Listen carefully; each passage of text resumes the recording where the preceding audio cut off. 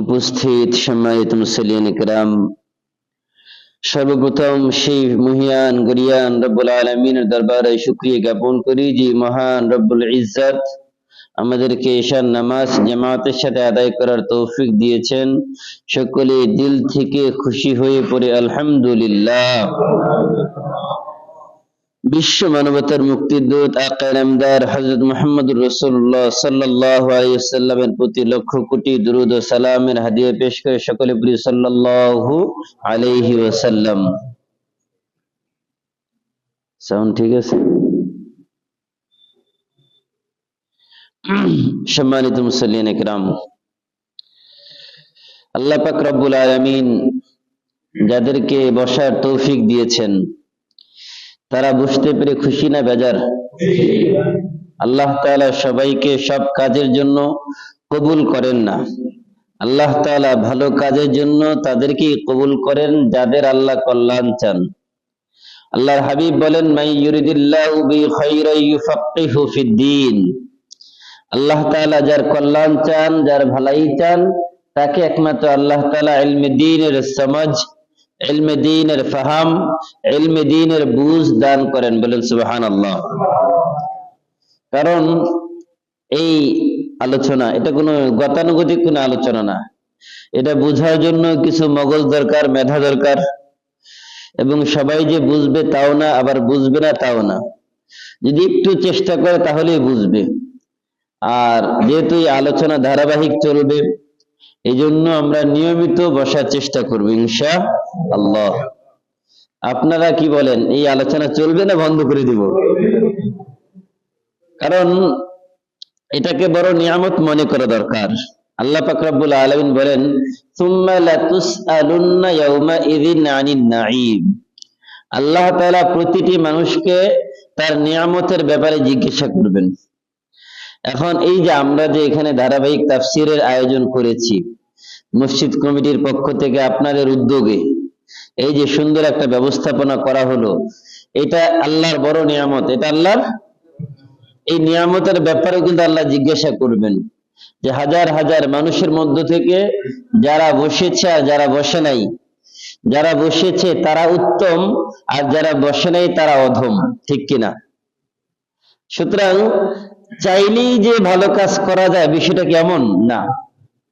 অনেক মানুষ তো এমন রয়েছে যারা চাইলে বুঝতে পারতো, কিন্তু আল্লাহ তাআলা বসার সুযোগ দেয় নাই। আল্লাহ তাআলা তাদেরকে সেই ভালো কাজ করার তৌফিক দেয় নাই, এই জন্য তারা বুঝতে পারে নাই। সম্মানিত প্রিয় হাজিরিন, আমি গত তাফসীর আলোচনা করেছিলাম সূরা বাকারার প্রথম থেকে 5টি আয়াত। আজকে আলোচনা করব সূরা বাকারার 6 নম্বর আয়াত থেকে নিয়ে 15 নম্বর এই আয়াত।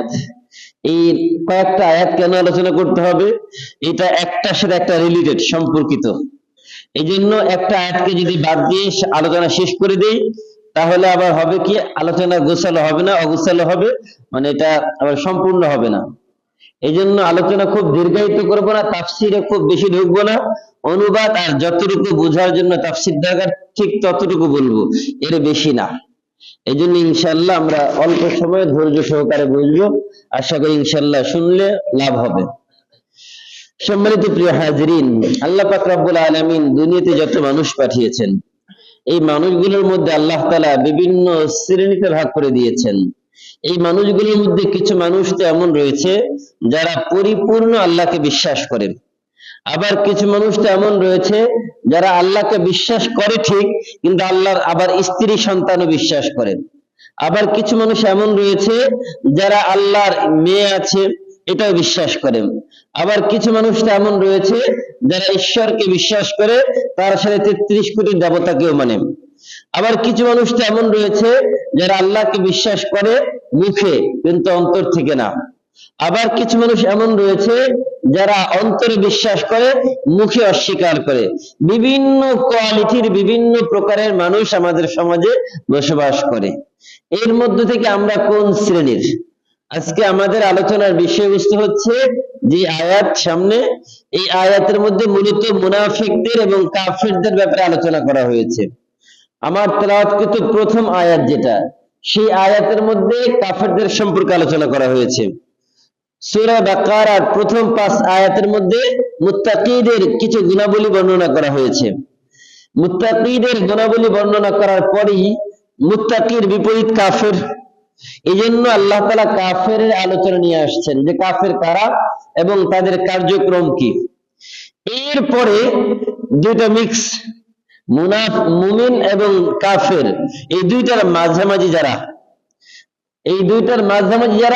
তাদেরকে বলা হয় মুনাফিক। আর তারপরে আল্লাহ তাআলা মুনাফিকদের দীর্ঘ আলোচনা করেছেন, দৃষ্টান্ত দিয়েছেন বোঝানোর জন্য। কেন? মুত্তাকিদেরকে সহজে চেনা যায়, কাফেরদেরকে সহজে চেনা যায়, কিন্তু মুনাফিকদেরকে সহজে চেনা যায় না।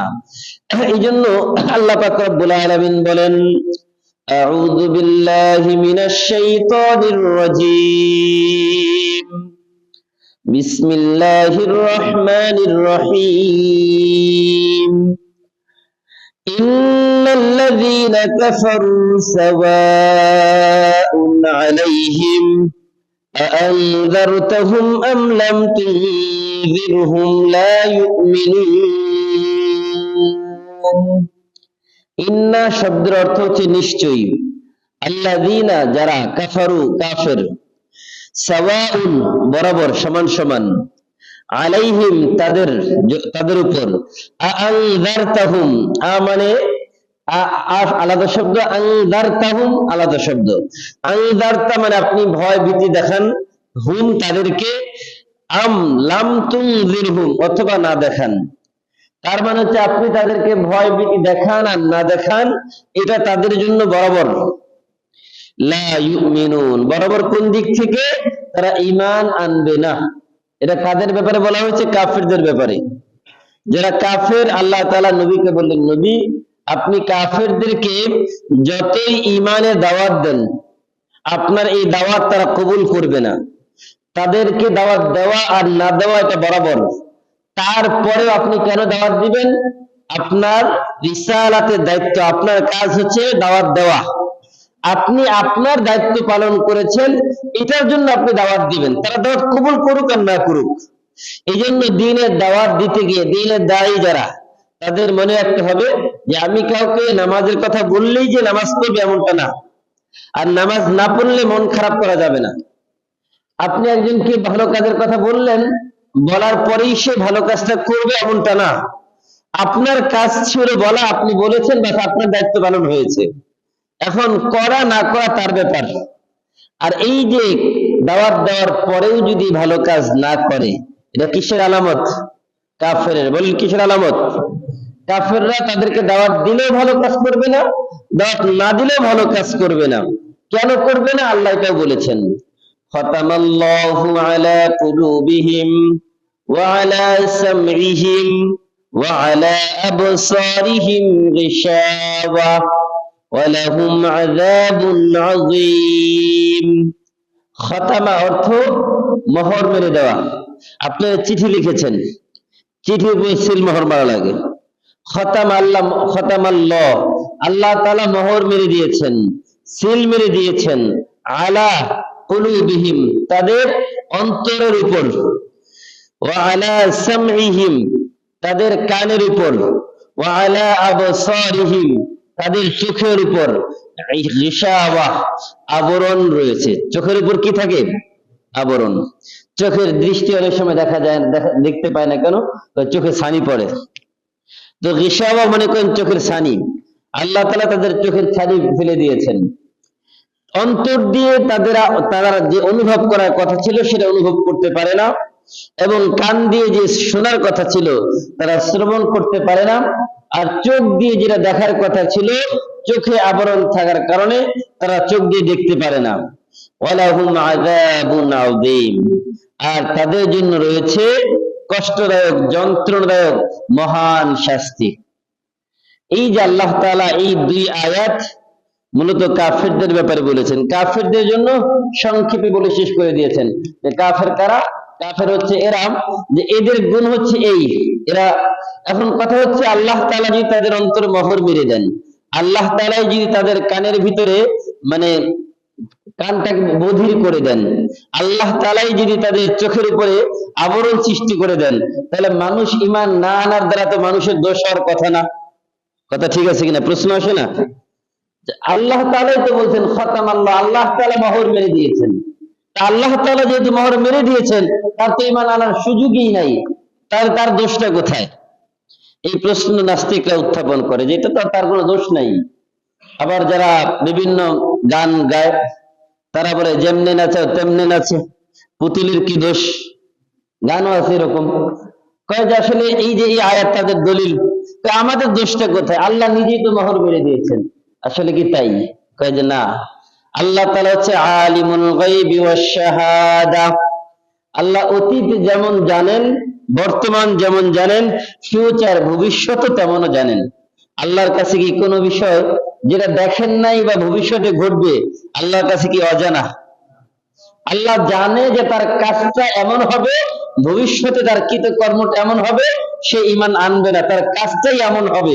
আল্লাহ তাআলা যেটা ভবিষ্যতে ঘটবে এটাই আল্লাহ তাআলা বলে দিয়েছেন, সে ঈমান আনবে না। কেন? আল্লাহ তাআলা তো জানেন ভবিষ্যতে তার কি হতে পারে। আর এই জন্যই তো তিনি আমাদের মাবুদ, এই জন্যই তো তিনি আমাদের রব, এই জন্যই তো তিনি আমাদের খালেক। যদি আমি আপনি জানতাম ভবিষ্যৎ, তাহলে তার আমি আপনি নিজে রব হয়ে যেতাম। এটা কি মানুষের পক্ষে জানা সম্ভব? এখন আমাদের সমাজে কিছু মানুষের কাছে ভবিষ্যৎ জানার জন্য যায় আছে না? তো এটা হচ্ছে শিরিক, এটা ডাইরেক্ট শিরিক। এটা কি যায় না? গণকের কাছে বিপদে পড়লেই যায়, হাত দেখায় জিজ্ঞাসা করে যে আমার ভবিষ্যৎ কি। এখন এই ব্যাপারে আল্লাহ তাআলার পবিত্র কোরআনুল কারীমে সূরা সাফফাতের মধ্যে আছে যে 100-এর মধ্যে 99টা মিথ্যা কথা বলে একটা সত্য হয়। এটা কেন? শয়তান তাদেরকে এই ব্যাপারে সহযোগিতা করে। কে করে? শয়তান তাদেরকে সহযোগিতা করে।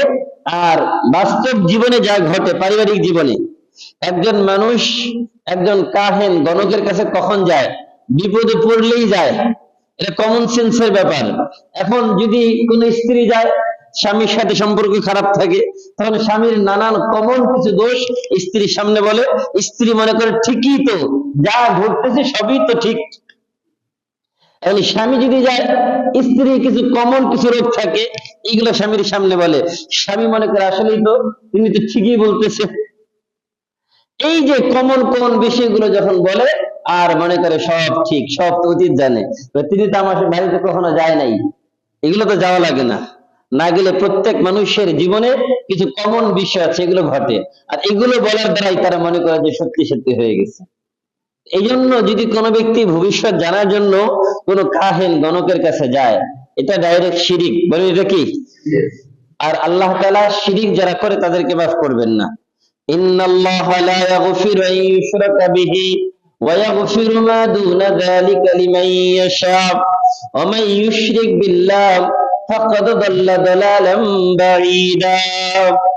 আল্লাহ বলেন, ইন্নাহু মান ইউশরিক বিল্লাহ, যে ব্যক্তি আল্লাহর সাথে শিরিক সাব্যস্ত করে, আল্লাহ তাআলা তার উপরে জান্নাতকে হারাম করে দেন, আল্লাহ তাআলা তার উপরে জাহান্নামকে ওয়াজিব করে দেন, এবং সেই হেদায়েতের পথ থেকে অনেক অনেক দূরে চলে যায়। বলেন নাউজুবিল্লাহ। এই জন্য শিরিক একমাত্র অপরাধ যেটা আল্লাহ ক্ষমা করবেন না। এই জন্য খুব সাবধান এই ব্যাপারে। এই জন্য বললাম, এই যে এই প্রশ্ন করার সুযোগ আছে। আল্লাহ তো রব, এই জন্যই একজন মানুষের অতীত, বর্তমান, ভবিষ্যৎ সব জানেন, যে এই মানুষটা তার ভবিষ্যৎ কাজের মাধ্যমেই সে তার ইসলাম থেকে দূরে সরে যাবে। একজন মানুষ দিনের বেলা ইমানদার, রাতের বেলা কাফের। একজন মানুষ রাতের বেলা কাফের, সকালবেলা ইমানদার, তার কাজের কারণে হয়ে যায় এমনটা। এই জন্য আল্লাহ তাআলা বলছেন, ফাআলহামাহা ফুজুরাহা ওয়া তাকওয়াহা। আমি মাদ্দা তোমাকে ভালো মন্দ বুঝার জন্য জ্ঞান দিয়েছি, ভালো মন্দ বুঝার জন্য তোমাকে জ্ঞান দিয়েছি। এই আকল জ্ঞান তুমি কাজে লাগাও, এই জ্ঞান কাজে লাগিয়ে তুমি নিজে বিবেচনা করে ভালো কাজ করো। আল্লাহ কোন কাজ, লা ইউকাল্লিফুল্লাহু নাফসান ইল্লা উসআহা, আল্লাহ কাউকে তার সাধ্যের বাহিরে কোনো কাজ তার উপরে চাপিয়ে দেন না, এবং আল্লাহ তাআলা কাউকে জোর করে কোনো কাজ করান না। করান নাকি? কাউকে এই যে এত সময় দেখা যায় নামাজ পড়ি না, রোজা রাখি না, হালাল হারাম মানি না। আল্লাহ কি কাউকে জোর করে বলছে না তোমাকে হালালই করতে হবে, হারাম করতে পারবা না, এমন কি হয় নাকি? একজন মানুষ নামাজ পড়ে না, আল্লাহ চাইলে তো ফেরেশতা দিয়ে সবাইকে মসজিদে পাঠাইতে পারতেন। আল্লাহ কেমনটা কখনো করছেন? করেন নাই। কেন? আল্লাহ স্বাধীনতা দিয়ে দিচ্ছেন। যদি স্বাধীনতাই না থাকতো তাহলে পরীক্ষার হলের 3 ঘন্টার সময় ছাত্র চাইলে লিখবে, মন চাইলে না লিখবে। পরীক্ষক কিছু বলেন? কিছুই বলেন না। 3 ঘন্টা স্বাধীনতা আছে, তোমার যা ইচ্ছা তাই করতে পারো। 3 ঘন্টা পরে আর কোনো ক্ষমতা তোমার নাই। খাতা নিয়ে নিব, বাস পাস ফেলের হিসাব আসবে। পাস করলে পাস, ফেল করলে ফেল। এই জন্য হিসাব বরাবর। এরপরে আল্লাহ তাআলা পরের আয়াত থেকে মুনাফিকদের ব্যাপারে আলোচনা করেছেন। মুনাফিক কারা? সহজে আল্লাহ রাসূলের একটা হাদিস আপনাদেরকে শোনাই। মুনাফিক চিনার উপায় মোট 4টি। বলেন কয়টি? এক হাদিসের মধ্যে 3টি আছে, আরেক হাদিসের মধ্যে একটি আছে। সর্বমোট কয়টি? আয়াতুল মুনাফিকি সালাস, ইযা হাদ্দাসা কাযাবা ওয়া ইযা ওয়া'দা আখলাফা ওয়া ইযা তুমিনা খানা ওয়া ফি riwayatin ওয়া ইযা খাসামা ফাজারা। আল্লাহর হাবিব সাল্লাল্লাহু আলাইহি ওয়াসাল্লাম বলেন মুনাফিকের আলামত 4টি। কয়টি? যার মধ্যে একসাথে 4টি পাওয়া যাবে। কানা মুনাফিকান খালিসান, সে নির্ভেজাল খাঁটি টাটকা মুনাফিক। নির্ভেজাল টাটকা মুনাফিক। যদি একসাথে 4টা পাওয়া যায়, আর যদি 4টা একসাথে পাওয়া যায় না, এক একটা পাওয়া যায়, তাহলে তার মধ্যে মুনাফিকের আলামত পাওয়া গেছে। ডাইরেক্ট মুনাফিক বলা যাবে না। যদিও কারোর মধ্যে 4টা একসাথে পাওয়া যায়, কিন্তু আমরা মুনাফিক বলতে পারবো কিনা যে না না, আমাদের এই মুনাফিক বলার অথরিটি নাই, আমাদের এটা বলার ক্ষমতা নাই। কেন? নিফাক 2 প্রকার। বলেন, মুনাফিক মানে হচ্ছে নিফাক, কপটতা। মানে কপটতা মানে মুখে একটা অন্তরে আরেকটা। মুখ আর অন্তর দুইটা দুই কথা বলে। মুখে বলে সত্য, অন্তরে বিশ্বাস করে না। অন্তরে বিশ্বাস করে, মুখ দিয়ে স্বীকার করে না। এমন আছে না? তো যেই মানুষ অন্তর দিয়ে বিশ্বাস করে না কিন্তু মুখে বলে যে আমি আল্লাহকে বিশ্বাস করি, রাসূলকে বিশ্বাস করি, পরকাল বিশ্বাস করি, কিন্তু প্রকৃত অর্থে সে অন্তর থেকে এগুলো বিশ্বাস করে না। এই যে তার অন্তর আর জবানের যে মিল নাই, এই অমিল, এটাকে বলা হয় নিফাক। এই নিফাক আবার 2 প্রকার। একটা হচ্ছে ইতিকাদি, বিশ্বাসগত, যেটা বললাম যে অন্তর থেকে সে বিশ্বাসগত, নিফাকের মধ্যে রয়েছে। আর একটা হচ্ছে কর্মগত, আমলের দিক থেকে সে মূলত মানে বিশ্বাসগত দিক থেকে মুনাফিক না। সে বিশ্বাস করে আল্লাহ আছে, রাসূল আছে, পরকাল আছে, কিন্তু তার কাজগুলো হয় মুনাফিকের মতো। এটা হচ্ছে কর্মগত মুনাফিক। তো যারা ওই বিশ্বাসগত মুনাফিক, এরা চিরকালের জন্য জাহান্নামী। আর যারা কর্মগত মুনাফিক, এরা চিরকালের জন্য জাহান্নামী না, এরা একসময় শাস্তি ভোগ করে জান্নাতে যাবে। পার্থক্য বুঝতে পারছি তো সবাই? যারা বিশ্বাসগত দিক থেকে মুনাফিক, তারা চিরকাল জাহান্নামে থাকবে। আর যারা কর্মগত মুনাফিক, মানে বিশ্বাসের দিক থেকে ঠিক আছে, আল্লাহকে বিশ্বাস করে, রাসূলকে বিশ্বাস করে, পরকাল বিশ্বাস করে, কিন্তু কাজের বেলা ভুল, কাজের বেলা নানান সমস্যা, তখন এই লোকটাকে বলা হবে কর্মগত মুনাফিক, মানে কাজের দিক থেকে। তো কি কি 4টা আলামত? 1 নম্বর, ইযা হাদ্দাসা কাযাবা, যখন কথা বলে কথায় কথায় মিথ্যা বলে। ওয়া ইযা ওয়া'দা আখলাফা, ওয়াদা করলে ওয়াদা ভঙ্গ করে, প্রতিশ্রুতি ভঙ্গ করে। ওয়া ইযা তুমিনা খানা, যখন তার কাছে আমানত রাখা হয় আমানতের খেয়ানত করে। ওয়া ইযা খাসামা ফাজারা, যখন তার কাছে তার সাথে কারো ঝগড়া হয়, বিবাদ হয়, দুইজনে ঝগড়া লাগার পরে একজন আরেকজনকে অকথ্য ভাষায়, অশ্লীল ভাষায় গালি দেওয়া শুরু করে। আছে না? দেখা যায় লোকটা খুব সুন্দর, নামাজি, মুখে দাড়িও আছে, দেখতে মাশাআল্লাহ মনে হয় একদম জান্নাত থেকে পালায় আসছে, কিন্তু যখন ঝগড়া লাগে, মুখের ভাষা শুনলে তার কাছে যাওয়া যায় না। এমন লোক আছে না? দেখতে মাশাআল্লাহ খুব সুন্দর, কিন্তু ঝগড়া লাগলে দেখা যায় তার ভিতরের অবস্থাটা কি। ওয়াইদা খাসামা ফাজারা, যখন ঝগড়া লাগে অশ্লীল, অসভ্য ভাষায়, অশালীন ভাষায় এমন এমন গালিগালাজ করে যেটা কোনো সভ্য মানুষ শুনতে পারে না। আল্লাহ, এই চারটা বদগুণ যদি কারোর মধ্যে একসাথে থাকে, কানা মুনাফিকান খালিসান, আল্লাহ রাসূল বলেন তাহলে সে নির্ভেজাল টাটকা খাঁটি মুনাফিক। কি বললাম শব্দগুলো? নির্ভেজাল টাটকা খাঁটি মুনাফিক, এর মধ্যে কোনো সন্দেহ আছে আরো? এটা হচ্ছে আলামত। এখন আল্লাহ পাক রব্বুল আলামিন কোরআনের মধ্যে মুনাফিকদের ব্যাপারে আরো কিছু বলেছেন। এখন আল্লাহ কি বলছে যে আমরা একটু তাফসীর খুব বেশি করবো না, শুধু অনুবাদ করব, আর বুঝার জন্য যতটুকু দরকার শুধু ততটুকু বলবো। আল্লাহ বলেন ওয়ামিনান নাস মান ইয়াকুলু আমান্না বিল্লাহি ওয়া বিল ইয়াউমিল আখির ওয়া মা হুম বিমুমিনিন। আল্লাহ বলেন মানুষের মধ্যে থেকে একদল বলে, এবং মিন থেকে, নাস মানুষ, মা যা কিছু, ইয়াকুল বলে, অমিনান নাসি মান ইয়াকুল মানুষের মধ্যে থেকে কিছু মানুষ তথা একদল বলে, কি বলে? আমান্না বিল্লাহি ওয়া বিল ইয়াউমিল আখির। আমান্না মানে আমি ঈমান আনলাম আল্লাহর উপর, বিল্লাহ মানে আল্লাহর উপর, ওয়া বিল ইয়াউমিল আখির এবং পরকালের উপর। এই যে কিছু মানুষের মধ্যে থেকে একদল লোক বলে আমি আল্লাহর উপর ঈমান আনলাম এবং পরকালের উপর ঈমান আনলাম। ঈমান মানে কি? বিশ্বাস। বলে ঈমান মানে কি? তার মানে কি আল্লাহকে বিশ্বাস করি, পরকালকে বিশ্বাস করি। এই যে কিছু মানুষ এই কথাটা বলে, এরপরে কথাটা আল্লাহ বলে ওমা হুম বিমুমিনিন। এই যে একদল মানুষ যে কথা বলে, আসলে এরা ঈমানের ব্যাপারে সত্যবাদী না, এরা আসলে ঈমানদার না। এরা তো বলতেছে আমরা ঈমানদার, আল্লাহকে বিশ্বাস করি, পরকালকে বিশ্বাস করি, কিন্তু এখন আল্লাহ বলেন ওমা হুম বিমুমিনিন, তারা যে দাবি করলো তারা ঈমানদার, কিন্তু তারা কি না ঈমানদার। এটা কি বলছেন? আল্লাহ। এখন কথা হচ্ছে এই লোকটা বলতেছে ঈমানদার, কিন্তু আল্লাহ বলে এরা ঈমানদার না। কেন? কারণ হচ্ছে সূরা মুনাফিকুন নামে আল্লাহকে সূরা নাযিল করেছেন। আল্লাহ তাআলা ওই সূরার মধ্যে বলছেন মুনাফিকরা তারা বিভিন্ন ভাবে ঈমানদারদেরকে ধোঁকা দিতে চায়। তাদের সবথেকে বড় একটা অস্ত্রের নাম হচ্ছে কসম। ইয়াহলিফুনা বিল্লাহি কামা ইয়াহলিফুনা লাকুম ওয়া ইয়াহসাবুনা আন্নাহুম আলা শাইইন আলা ইন্নাহুম হুমুল কাযিবুন।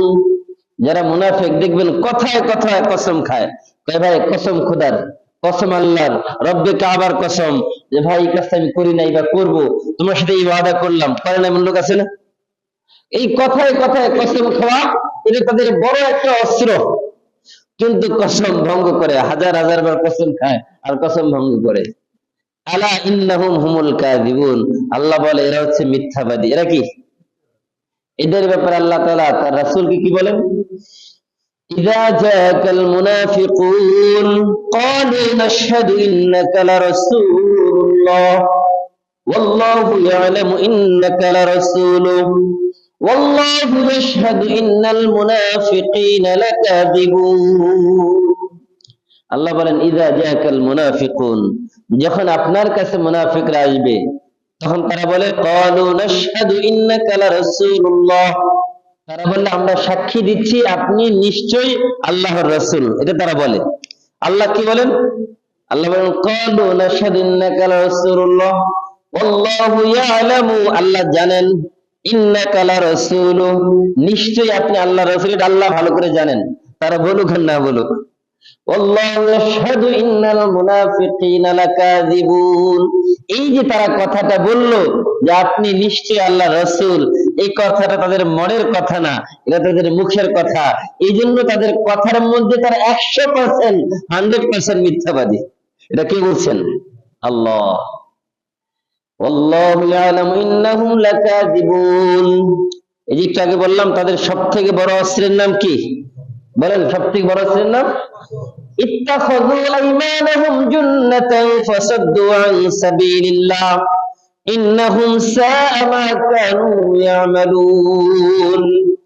ইত্তাখাযু আইমানাহুম জুন্নাহ, জুন্নাহ মানে হচ্ছে ঢাল। যুদ্ধ যখন লাগে, যুদ্ধ থেকে বাঁচার জন্য ঢাল ব্যবহার করে না? ইত্তাখাযু আইমানাহুম, তারা তাদের কসমকে ঢাল বানায়। কিসের জন্য? জুন্নাতান ফাসাদ্দু আন সাবিলিল্লাহ। তাদের দ্বিতীয় কাজ, তারা মুসলমান নাম ধরে মানুষকে ইসলামের কাছ থেকে বাধা দেয়। আমাদের সমাজে আছে না নাই? নামে মুসলমান কিন্তু ইসলামের কাজে বাধা দেয় এমন লোক আছে না নাই? তাহলে এরা কোন খাতায় আছে? কথা কিন্তু সব আল্লাহর, আমি কিন্তু শুধু মেসেঞ্জার।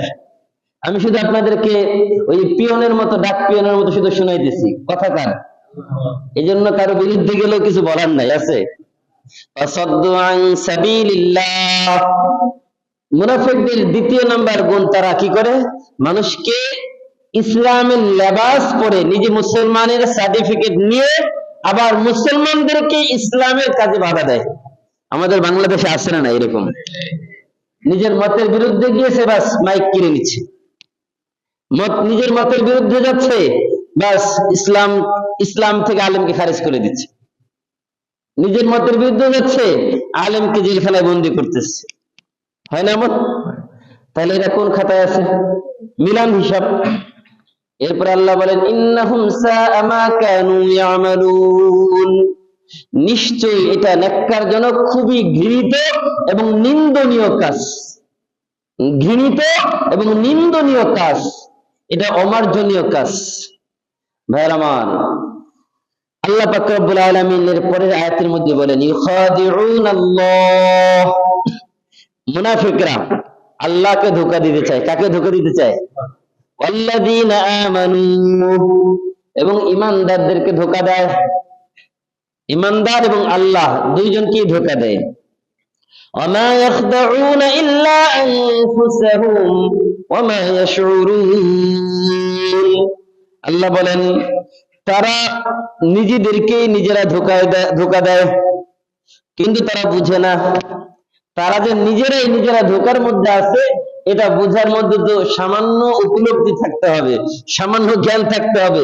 এই জ্ঞানটাই তাদের নাই। আচ্ছা বলেন, কেউ কি আল্লাহকে ধোঁকা দিতে পারে? ওয়ামাকারু ওয়ামাকারাল্লাহ ওয়াল্লাহু খায়রুল মাকিরিন। আল্লাহ বলেন, তারা আল্লাহর বিরুদ্ধে নানান ষড়যন্ত্র করে, অথচ আল্লাহ তাআলা তাদের বিরুদ্ধে কৌশল অবলম্বন করলেন। শব্দ এক, কিন্তু অর্থ দুই রকম। তারা কি করে? ষড়যন্ত্র করে, আর আল্লাহ তাআলা কৌশল অবলম্বন করেন। আল্লাহু খায়রুল মাকিরিন। আল্লাহ সর্বোত্তম কৌশল অবলম্বনকারী। আল্লাহর কৌশলের কাছে তাদের এই সকল ষড়যন্ত্র কোন কাজে আসবে? তারা মনে করে আমরা আল্লাহকে ধোঁকা দিয়ে দিচ্ছি, ঈমানদারদেরকে ধোঁকা দিচ্ছি। ওই জন্য আল্লাহ বলেন, না না, তারা যেটা মনে করে। পাগলের সুখ কোথায় বলেন তো? পাগলের সুখ কোথায়? মনে মনে। পাগল তো মনে মনে সুখ নেই। এই জন্য ওরা যে পাগল, এটা ওরা বুঝে না। আল্লাহ বলেন, ফি কুলুবিহিম মারাদ। কেন পাগল বললাম? এই যে আয়াতের মধ্যে খেয়াল করেন, তাদের অন্তরের মধ্যে রোগ আছে। কি আছে? যাদের রোগ থাকে তারাই তো পাগল। তো পাগল বলা কি ভুল করলাম? ফি কুলুবিহিম মারাদ, তাদের দিলের মধ্যে কি আছে? রোগ আছে। ফাযাদাহুমুল্লাহু মারাদা, আল্লাহ তাআলা তাদের রোগকে আরো বাড়িয়ে দেন। কেন? তাদের কাজের কারণে, তারা যে সকল অপকর্ম করে, এই জন্য আল্লাহ তাদের রোগ আরো বাড়িয়ে দেন। তারা আরো বেশি বেশি মুনাফিকি করে। ওয়ালাহুম আযাবুন আলীমুম বিমা কানু ইয়াকযিবুন।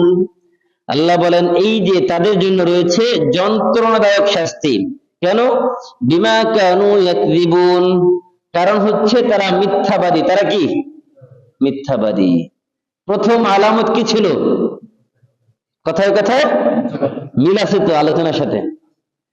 আল্লাহ পাক রব্বুল আলামিন সূরা তাওবার মধ্যে বলেন, ওয়া আম্মাল্লাযীনা ফী কুলুবিহিম মারাদুন ফাযাদাতহুম রিজসান ইলা রিজসিহিম ওয়া মাতু ওয়া হুম কাফিরুন।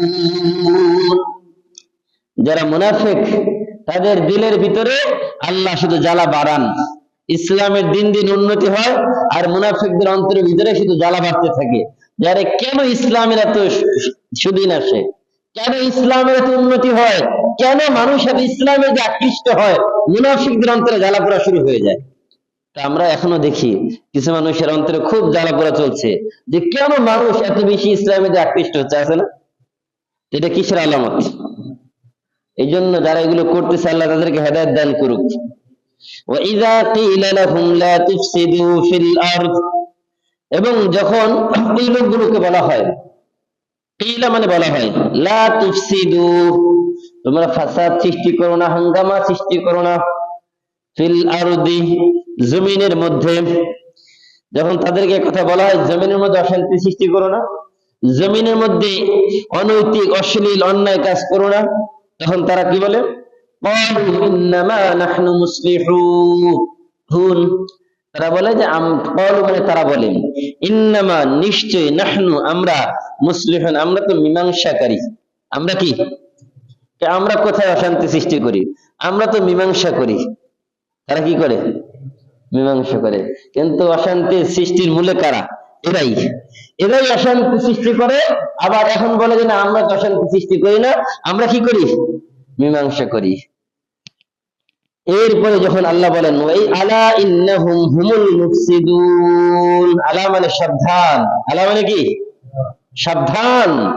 ইন্নাহুম নিশ্চয়ই তারা, হুমুল আল্লাহ মানে তাকিদের উপরে তাকিদ, অবশ্যই অবশ্যই তারাই, মুফসিদুন এরাই হাঙ্গামা সৃষ্টিকারী, এরাই অশান্তি সৃষ্টিকারী, এরাই সন্ত্রাসী কার্যকলাপকারী। হুমুল মুফসিদুন ওয়ালাকিন লা ইয়াশউরুন, কিন্তু তারা বুঝে না। এই যে বললাম পাগলের সুখ কোথায়? মনে মনে। এখন এরা যে হাঙ্গামা সৃষ্টি করতেছে, এরা যে অশান্তির মূলে এরাই, এরা বুঝে না। এরা মনে করে আমরা মীমাংসা করি, যত অশান্তির মূলে কিন্তু এরাই, কিন্তু এরা ওরা স্বীকার করতে চায় না। আল্লাহ বলেন ওয়াইযা কিলা লাহুম আমিনু কামা আমানান নাস, এবার আরেকটু মনোযোগ দেন। এই আয়াত আমাদের বাস্তব এই সমাজে সেটা খুব আরো বেশি মিল। যখন তাদেরকে বলা হয় আমিনু, ইসলামের পথে চলো, ঈমান আনো। এখন আমরা যখন তাদেরকে বলি বিভিন্ন মানুষকে, ভাই কি হবে গণতন্ত্র দিয়ে, কি হবে খেলাফত বাদ দিয়ে, কি হবে এই দুনিয়ার মোহে পড়ে, আমিনু ঈমান আনো কামা আমানান নাস, যেমনি ভাবে সাহাবায়ে কেরাম ঈমান এনেছেন। সাহাবায়ে কেরাম কি গণতন্ত্রের মাধ্যমে ইসলাম প্রতিষ্ঠিত করেছেন? বলেন তো। আল্লাহ রাসূলের দাওয়াত দুইটা ছিল। আল্লাহ রাসূল, এটা এটা তো একটা মানে ব্যাপক মজলিস না, এই জন্য বলছি ব্যাপক মজলিসে বললে সে বুঝতে চায় না। ইসলাম প্রতিষ্ঠার মূল মাধ্যম দুইটা। মনে রাখবেন, গণতন্ত্র দিয়ে কখনো ইসলাম প্রতিষ্ঠিত হবে না, কখনোই না। কেন?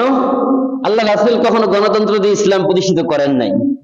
আল্লাহ রাসূল সাল্লাল্লাহু আলাইহি ওয়াসাল্লাম দুইটা মাধ্যমে ইসলাম প্রতিষ্ঠিত করেছেন। প্রথম মাধ্যম হচ্ছে দাওয়াত। প্রথম মাধ্যম কি?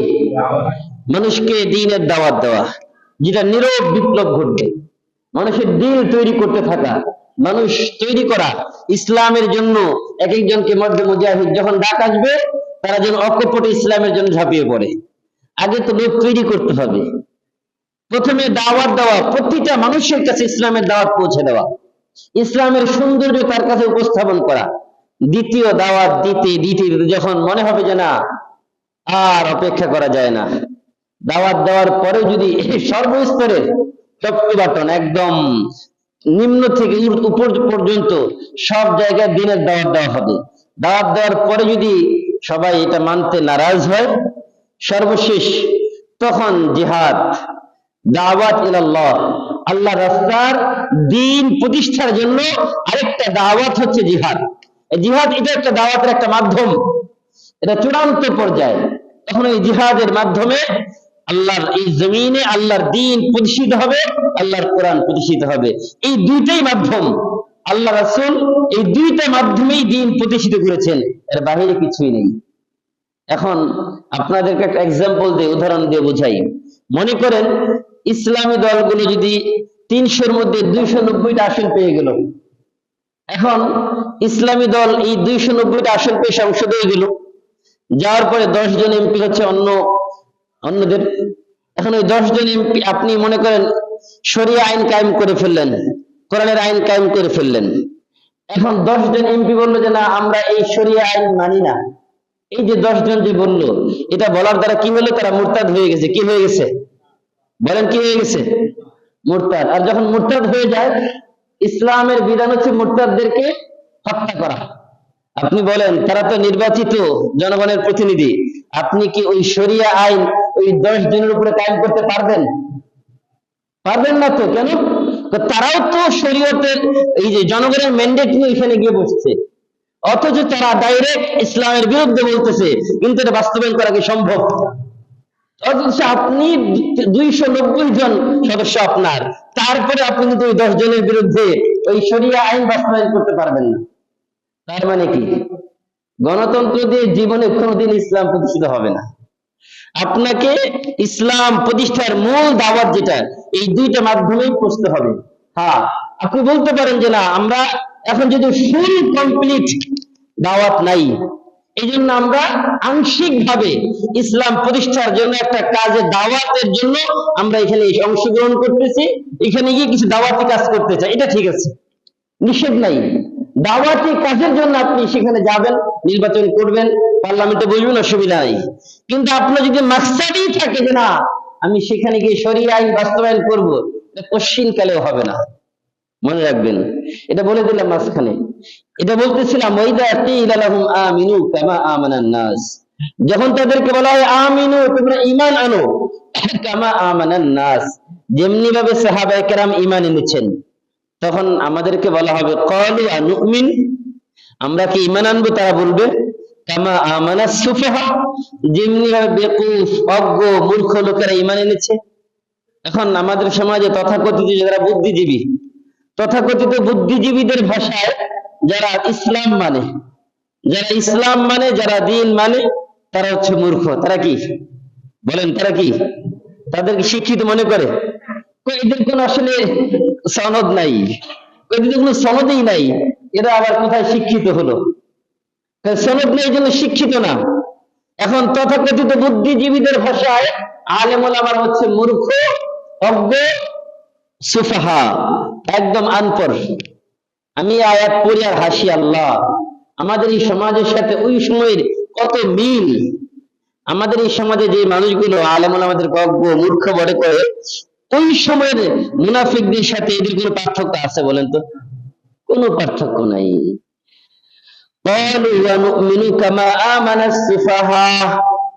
তথাকথিত বুদ্ধিজীবীরা বলে, আমরা কি ঈমান আনবো ওই সমস্ত 2 টাকার আর 1.5 টাকার মোল্লাদের মতো? এটা কি হতে পারে? ওই মোল্লাদের কাজ নাই, কি করবে? সারাদিন আল্লাহ আল্লাহ করে মসজিদের মধ্যে বসে থাকে, এটাই তো তাদের কাজ। এই জন্য তারা ঈমান আনতে চায় না।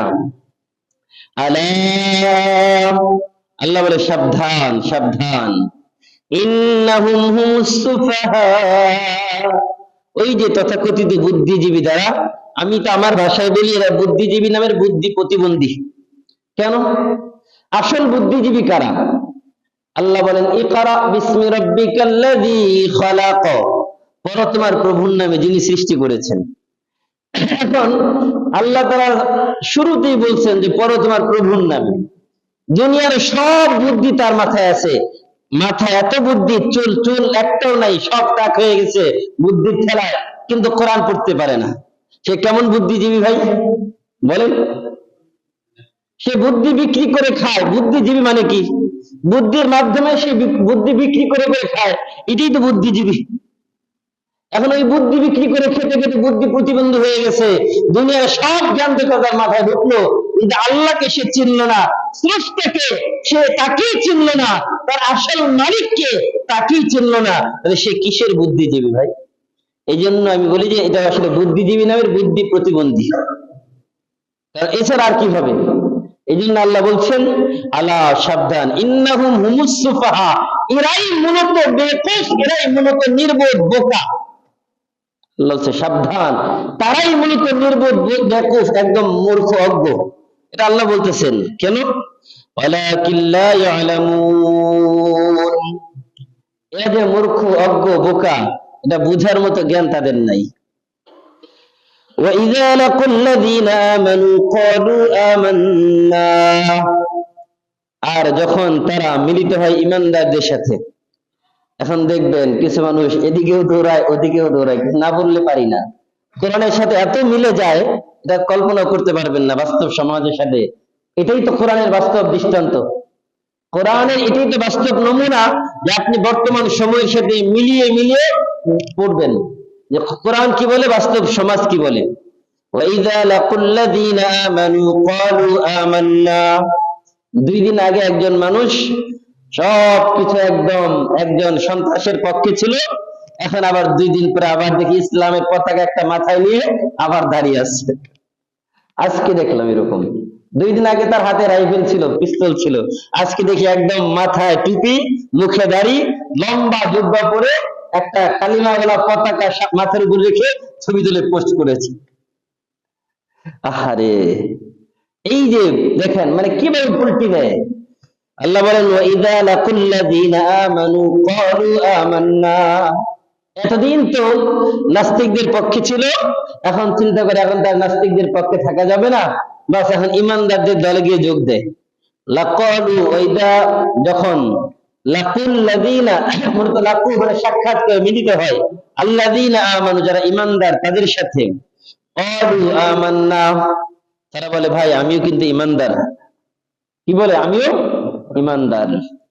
ওয়াইদা খালাউ ইলা শায়াতিনহিম, প্রকাশ্যে ইমানদারদের সাথে মিলিত হয় সবাইকে দেখানোর জন্য, আর গোপনে গোপনে আবার তাদের লিডারদের সাথে মিলিত হয়।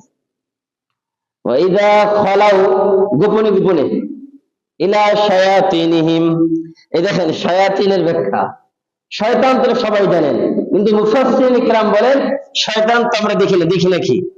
তাহলে এটা কোন শয়তান? এটা হচ্ছে যারা ইসলাম বিরোধী যত শক্তি আছে ওই শয়তান, এটা একটা ব্যাখ্যা। আরেকটা ব্যাখ্যা হচ্ছে এটা হচ্ছে যারা ইসলাম বিরোধী যত লিডার আছে, যারা ইসলামের বিপক্ষে থাকে তারা। ওয়াইদা খালাউ ইলা শায়াতিনহিম, যখন ইসলাম বিরোধী যত কর্মী আছে তারা যখন তাদের লিডারদের সাথে মিলিত হয় গোপনে গোপনে, কিভাবে বলেন? তখন কি বলে? ক্বালু ইন্না মাআকুম, কয় লিডার ভয়ের কোনো কারণ নেই, আমি তো আপনার সাথে আছি। কি বলে? ইন্না মাআকুম, মা মানে সাথে, কুম মানে তোমাদের, আমি কিন্তু আপনাদের সাথে আছি। ওদের কাছে গেছি যে দেখলেন ভিডিও, আসলে যাই না, এটা দেখানোর জন্য শুধু। তা আমাদের সমাজে আছে না নাই? আল্লাহ, এরপরে আল্লাহ বলেন ইন্নামা নাহনু মুস্তাহজিউন, যদি এতটুকু বলে ক্ষান্ত করলেই তো হতো, কাজে না না, শয়তান তো শয়তানই। এখন এরা কি বলে? শয়তান তার লিডারের কাছে, লিডার একটু মজা করার জন্য গেলাম। কিসের জন্য? একটু মজা করার জন্য গেছি, একটু ঠাট্টা মশকারি করার জন্য গেছি। মুস্তাহজিউন, ইস্তিহজা মানে ঠাট্টা করা, মশকারি করা। ইন্নামা নাহনু মুস্তাহজিউন, আমরা একটু তাদের সাথে কিসের জন্য গিয়েছি? ঠাট্টা মশকারি করার জন্য গিয়েছি। এই কথা তাদের লিডারের কাছে বলে। এরপরে আল্লাহ কি বলে শুনেন, আল্লাহু ইস্তাহজিউ বিহিম ওয়া ইয়ামুদ্দুহুম ফি তুগয়ানিহিম ইয়ামাহুন। আল্লাহ ইস্তাহজিউ, ওই একই শব্দ, তারাও মুস্তাহজিউন বলছে আর আল্লাহ বলছে ইস্তাহজিউ। আল্লাহ তাদের সাথে ঠাট্টা মশকারি করেন। আল্লাহ তাদের সাথে কিভাবে? ওয়া ইয়ামুদ্দুহুম, আল্লাহ ছাড় দিয়ে দিয়েছেন, যাও যা ইচ্ছা করো, কোনো অসুবিধা নাই, এমন ছাড় দিয়েছেন। ওয়া উমলি লাহুম, আল্লাহ বলে আমি ছাড় দেই, ছেড়ে দেই না। কি বলেন? ছাড় দেই। ইন্না কাইদি মাতিন, নিশ্চয়ই আমার পাকড়াও বড় শক্ত, যখন ধরবো শেষ। ইন্না কাইদি মাতিন ওয়া ইয়ামুদ্দুহুম, আল্লাহ বলে আমি তাদেরকে সুযোগ দিয়েছি, ছাড় দিয়েছি। ফি তুগয়ানিম, কোথায়? তাদের অবাধ্যতার মধ্যে। তারা এই যে এত অবাধ্য হচ্ছে, এত ইসলাম বিরোধিতা করতেছে, এত মুসলমানদের হত্যা করতেছে, এত মানুষের উপরে জুলুম করতেছে, এরপরে তাদেরকে আমি ঢিল দিচ্ছি, তো দিচ্ছি, যা ইচ্ছা করো, কেউ তোমার বিরোধিতা করে পার পাবে না। আল্লাহ সুযোগ দিয়ে দিছি, যা করো, কোনো অসুবিধা নাই। আল্লাহ বলেন ফাযারনি ওয়া মান ইউকাযযিবু বিহাযাল হাদীস সানাস্তাদরিজুহুম মিন হাইতু লা ইয়ালামুন। ফাযারনি ওয়া মান ইউকাযযিবু বিহাযাল হাদীস, আল্লাহ বলে আমার হাতে ছেড়ে দাও তো ওই লোকটাকে, যে লোক আমার কোরআনকে মিথ্যা বলে। ফাযারনি ওয়া মান ইউকাযযিবু বিহাযাল হাদীস, যে আমার কোরআনকে অস্বীকার করে, তাকে আমার হাতে ছেড়ে দাও। কে বলতেছেন এটা? আমাদের কিছু করা লাগবে? ফাযারনি, আমার হাতে ছেড়ে দাও। মান ইউকাযযিবু বিহাযাল হাদিস, যে আমার কোরআনকে অস্বীকার করে। সানাস্তাদরিজুহুম, তাকে আমি এমন ভাবে টান দিব, মিন হাইসু লা ইয়ালামুন, সে জানবে না তাকে কখন কিভাবে কোত্থেকে ধরবো। ভাই আমার, একটা শব্দ দীর্ঘ সময় থেকে দেখবেন নানান মানুষের উপরে প্রয়োগ করা হয়েছে। নানান মানুষের উপরে রাজাকার রাজাকার বলতে বলতে কত বলা হয়েছে, কিন্তু একই শব্দ অন্য একটা সময় এসে এটা আরেকজনের জন্য কাল হয়ে গেছে। একজন মানুষ যদি একটা কাজ না করে, আল্লাহ বলেছেন যদি তার উপরে মিথ্যা অপবাদ দেওয়া হয়, দুনিয়াতে আল্লাহ তাকে এটা দিয়ে বাস্তবে ঘটাবেন। আমি একটা কাজ করি নাই, আমার উপর অপবাদ দিয়ে দিলেন, আল্লাহ তাআলা ওই কাজটা আপনাকে দিয়ে করাবে। এই জন্য তার উপর মিথ্যা অপবাদ দিতে নাই, মিথ্যা তুহমত দিতে নাই। যদি তুহমত দেই, তাহলে এটার জন্য আমি নিজে প্রস্তুত থাকতে হবে। আমি তো মনে মনে জানি যে এই লোকটা ভালো ছিল, আমার প্রস্তুত থাকতে হবে যে আমি এটা অবশ্যই ভুক্তভোগী হব। তো বলতেছিলাম যে আল্লাহ বলেন ওয়ায়ামুদ্দুহুম ফি তুগয়ানিহিম, আমি তার অবাধ্যতার উপরে ছেড়ে দেই। এখন কিছু মানুষ যারা এই যে এত সুন্দর সব কিছু পাওয়ার পরে ভাবতে পারে আল্লাহ হয়তো আমাকে ভালোই বাসে। আল্লাহ যদি আমাকে ভালো না বাসে, এত সম্পদ, এত ক্ষমতা, এত সন্তান কেন দিলেন? আল্লাহ বলেন আল্লাহ বলেন আমি তাদেরকে সম্পদ দিয়েছি, তাদেরকে সন্তান দিয়েছি, তাদেরকে ক্ষমতা দিয়েছি, এটা যেন তারা মনে না করে এটা আমি তাদের উপরে খুশি হয়ে দিয়েছি, এটা মনে করার কারণ নেই। কেন? বহু কাফেরদেরকে আমি সম্পদ দিয়েছি। আল্লাহ বলেন ওয়ালা তামুদ্দান্না আইনাইকা ইলা মা মাত্তা'না বিহি যাহরাতাল হায়াতিদ দুনিয়া লিনাফতিনাহুম ফিহি। আল্লাহ বলেন নবী, আপনি তাদের এই যে চাকচিক্যময় জীবন, জৌলুসপূর্ণ জীবন, এগুলোর দিকে তাকাবেন না। আমি তো এগুলো তাদেরকে দিয়েছি পরীক্ষা করার জন্য। কিসের জন্য? লিনাফতিনাহুম ফি, পরীক্ষা করার জন্য। সুতরাং তারা ওই পরীক্ষায় ফেল করেছে, আপনি ওদিকে তাকাবেন না। তারা যত সম্পদের মালিক হোক, ফালাম্মা নাসু মা যুকিরু বিহি ফাতাহনা আলাইহিম আবওয়াবা কুল্লি শাই। আল্লাহ বলেন ফালাম্মা নাসু, যখন তারা ভুলে যায়, মা যুকিরু বিহি, যেটা স্মরণ করা দরকার ছিল, তার মানে কোরআন পড়া দরকার ছিল, আল্লাহকে স্মরণ করা দরকার ছিল, আল্লাহকে ভুলে গেছে। ফাতাহনা আলাইহিম আবওয়াবা কুল্লি শাই, আল্লাহ বলে সম্পদের সব দরজা তার জন্য আমি খুলে দিয়েছি। সে আল্লাহকে ভুলে গেছে, আল্লাহ কিন্তু তাকে ভুলে নাই। আল্লাহ তার জন্য সম্পদের সব দরজা খুলে দিছে।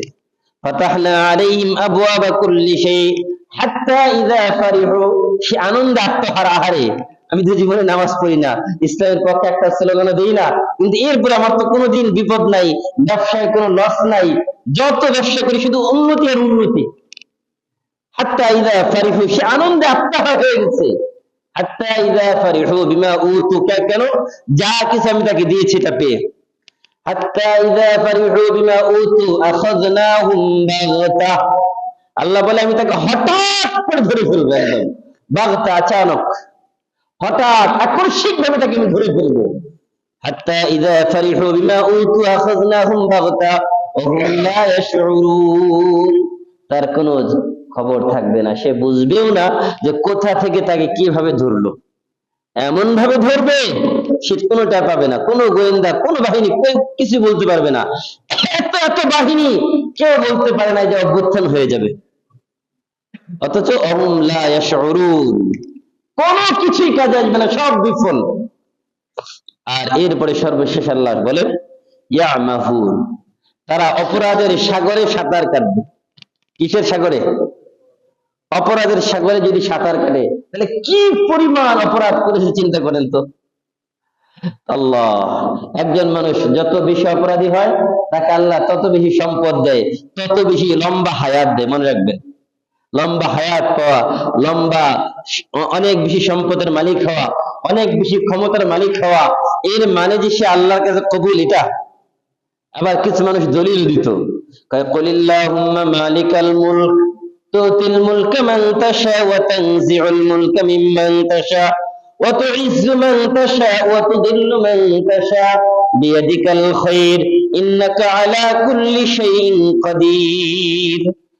আল্লাহ বলছেন আল্লাহুম্মা মালিকাল মুলক, ক্ষমতার মালিক কে? কুলিল্লাহুম্মা মালিকাল মুলক তুতিল মুলকা মান তাশা, আল্লাহ যাকে চান রাজত্ব দান করেন। কুলিল্লাহুম্মা মালিকাল মুলক তুতিল মুলকা মান তাশা ওয়া তুইজ্জু মান তাশা ওয়া তুযিল্লু মান তাশা, আল্লাহ যাকে চান ইজ্জত দেন, যাকে চান লাঞ্ছিত করেন। তা আল্লাহ যেহেতু আমাকে ক্ষমতা দিয়েছেন, আল্লাহই তো ক্ষমতা দিয়েছেন, তো ইজ্জত আল্লাহই দিয়েছেন।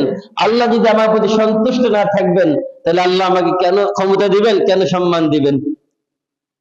কথা কি ঠিক আছে? এটা বলে না?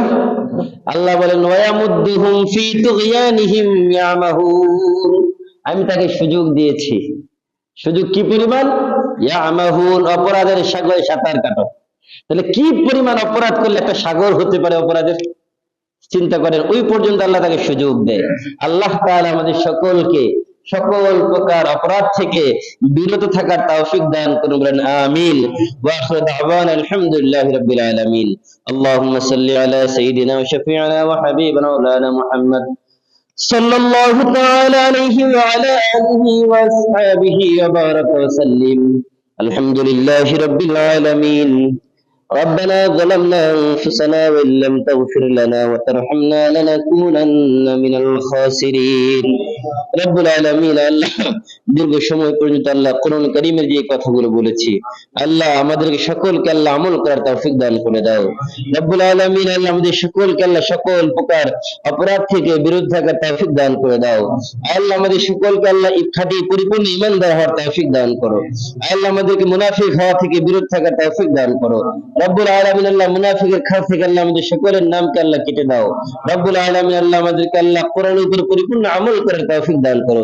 সাল্লাল্লাহু তাআলা আলা খায়রি খালকিহি মুহাম্মাদি ওয়া আলা আলিহি ওয়া আসহাবিহি আজমাইন। আমিন বিরহমাতিকা ইয়া আরহামার রাহিমিন।